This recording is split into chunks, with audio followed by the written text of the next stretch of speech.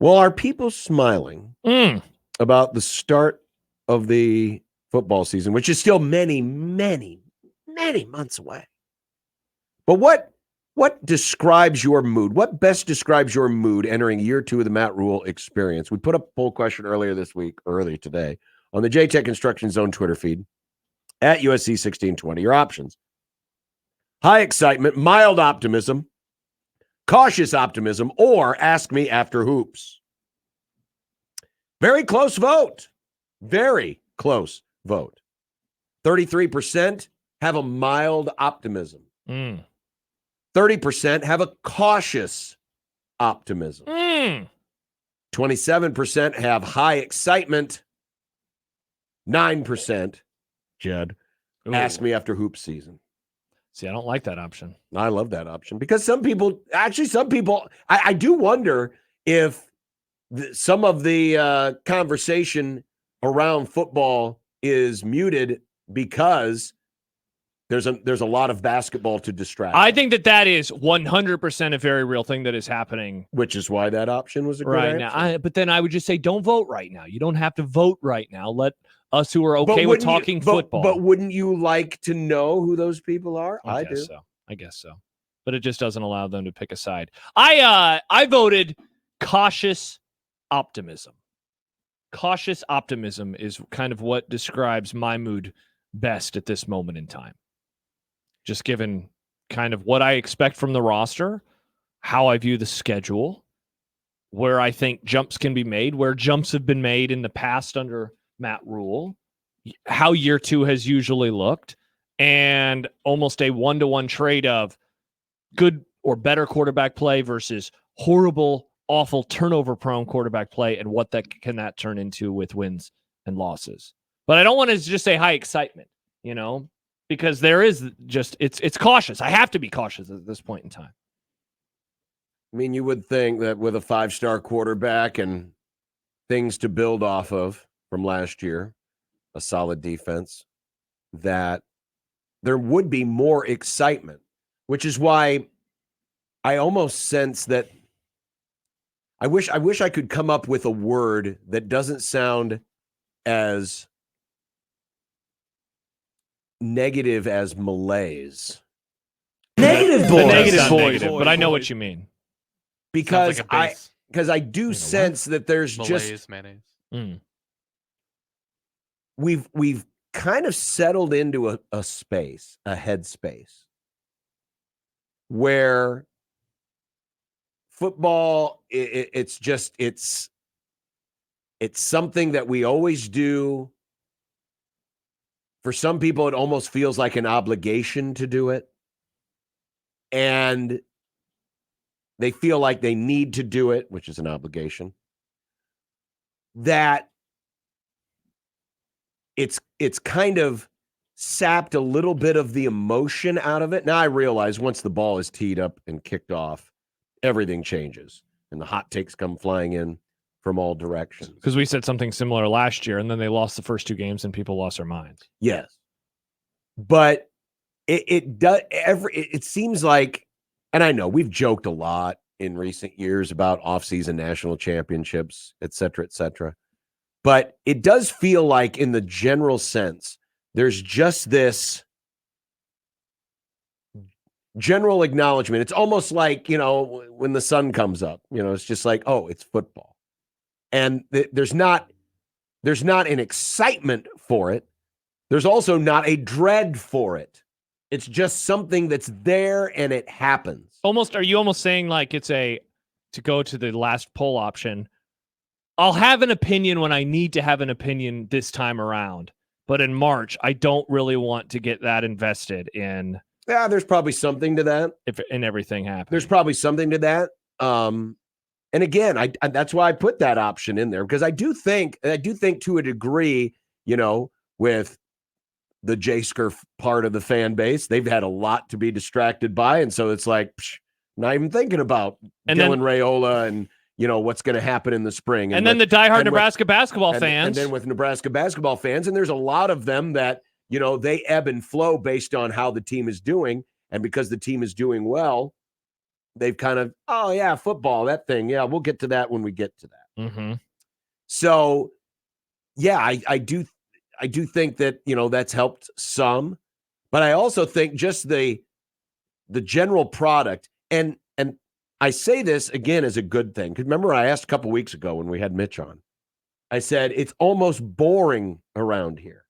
Nebraska football is almost boring at this point, which is actually a good thing, because unfortunately there have been a lot of off seasons that have either come with way too much hype, or there have been missteps or misfires that have caused people to, generate the hot take factory. And so to a degree, it's almost refreshing that you can bring in someone like a Dylan Raiola.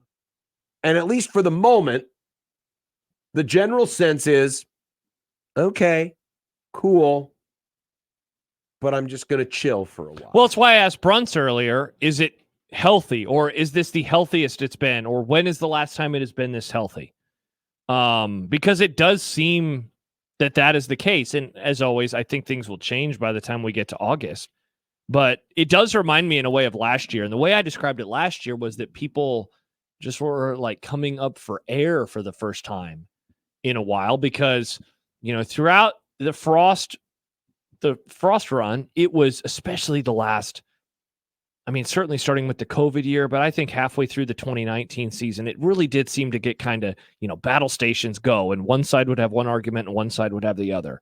I don't think the Mike Riley era was ever a healthy place. There was always arguments, and certainly the last however many years of the Bo Pelini era was a similar spot. The last time I think that there was true optimism going into a Bo year from everyone involved was probably 2010. And so you're just looking at a place right now that I think, whether it's not wanting to get that invested now, whether it's maybe paying attention to other stuff, whether it's not wanting to get hurt again, I think that it's playing a large part in all of it. Dion writes, high excitement. So Dion is in the high excitement category. Taylor says, truthfully, Husker fans tend to be the most negative people in any sports sphere that I've met. It's been a long time since I've seen true optimism. I see it all the time, Taylor. I see true optimism all the time with Nebraska fans. It certainly is there, and I don't feel like it's that hard to look for. I see it, but I also see his point. There is, the gradual erosion of the always sunny Husker fan. Oh, that's definitely anticipated for sure. To a Husker fan that more resembles that of Cub fans. Mm-hmm. Or at least the classic Cub fans, where it's like, a general pessimism about things. You're excited. You're always, ready to go for opening day. And then, you realize, oh, the team sucks. We're bad again. Blah, blah, blah. That there's just this when's it going to spill type philosophy that's out there. That has grown significantly. And honestly, rightfully so. And yes, that's human nature. Yeah. That's absolutely human nature. The only thing that really hasn't been human nature about all of this has been the undying loyalty. The fact that the attendance in the stadium hasn't plummeted. Mm-hmm. Certainly it's no longer full. And, we're not going to get into the whole argument about sellout streaks, the validity or lack thereof. But the fact that the stadium is still full and the passion is still there is the one thing that hasn't eroded to the point where it's noticeable. Correct. Where you turn on a TV and it still looks like it's mostly full. Yeah. Depending on the angle. Yeah. But the mood, certainly. Yeah, there is a greater population of the fan base that is negative, when's it going to spill mindset versus what it was 2 decades ago, when it was always positive, going back to, what Jack likes to talk about how all the anger was directed outward and not turned inward. Adam says, very high excitement. I'm pumped for the season. Charles writes, the feeling that adults are running the program helps my optimism. And I don't want to say that this is like a make or break year for like the optimism, but you only get a chance. What do they say? You only get a chance for a first impression once. Mm-hmm. And I would say that the first impression last year was mixed, Certainly, I think that the adults in the room conversation is a very real thing, and I know that I felt that. The end of game situations versus Maryland and Wisconsin have also stuck with me. Yeah. And that was the kind of stuff. It's not even that Nebraska lost in weird ways. Like, I don't think that you can fix that immediately. I don't think you can fix that overnight. I did think the coaches would not maybe fall into some odd traps, and I thought that they did, especially in those two end of game situations. And so you want to see that improve as well. On the other hand, Andy Reid was considered like one of the worst game managers of all time. And then he got the best quarterback, and now we don't ever talk about that anymore. And that's not to say that Dylan is going to be Patrick Mahomes, but more. No.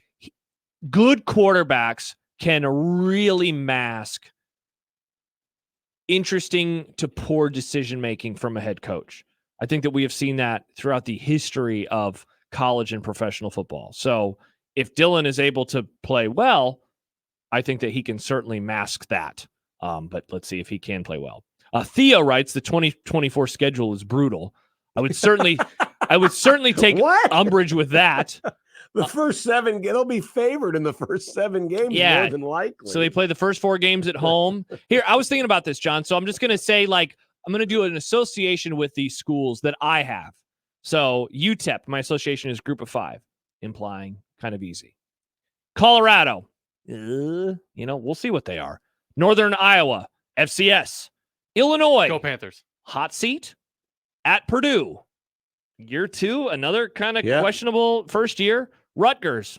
It's at home. Then they're having idle week in October. Then at Indiana, first-year head coach. At Ohio State. Okay, now obviously things are changing big time. Let's not, though, put UCLA in the, oh my gosh, stretch of 5 games. No, it's 4 really tough games and UCLA. Because then after their last idle week, they're at USC, and I think that they'll be really good. Wisconsin at home, though Nebraska took them to the wire last year. Haven't beaten them in almost a decade. Yeah, they play them close all the time now. And then at Iowa, they beat them in Iowa City 2 years ago. So it's like, the schedule, they have Ohio State. They have a top 2, 3 at worst team coming into the season on their schedule, and it's on the road. Like, I'm not expecting them to win that game if they played it 100 times. USC is going to be tough. Like, those games are going to be tough, but what was the word that Theo said? Brutal. Yeah, no, it is hard. Not a brutal schedule. Yeah.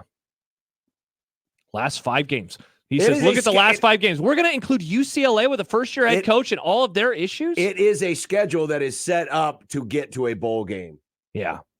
Especially in the first year of an 18-team conference where everything changed. Nebraska, I think, caught a decent break. Yeah, huge runway.